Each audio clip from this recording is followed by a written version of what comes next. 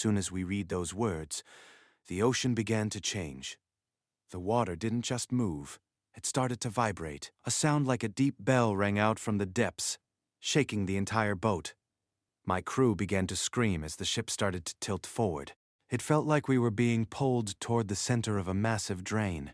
I looked at the horizon and saw something that haunts me to this day. The sky was not blue anymore. It was flickering like a broken television screen. Huge sections of the clouds were turning into black and white static. One of my crew members pointed at the sun. It wasn't a circle anymore. It had sharp, jagged edges, and it was pulsing with a strange green light. I realized then that the woman in the city was right. The world wasn't just ending, it was breaking. The physical laws of nature were falling apart right in front of our eyes.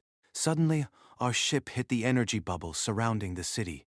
Instead of a crash, there was a flash of blinding light. For a second, I felt weightless, like I was floating in a void with no air and no sound. When my vision cleared, the boat was gone. I was standing on a white street made of that same bone-like material.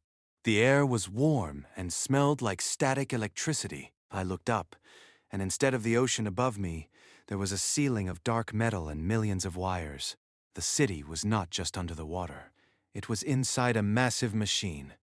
I tried to call out for my crew, but my voice was gone. I could see them standing a few feet away, but they looked like statues. They were frozen in time, their faces stuck in expressions of pure terror. Then, the woman in the silver robe approached me. She didn't walk. She seemed to glide over the ground. She reached out and touched my forehead. Her hand was cold, like ice. She whispered into my mind that the simulation had crashed, and that I was the first one to be successfully recovered.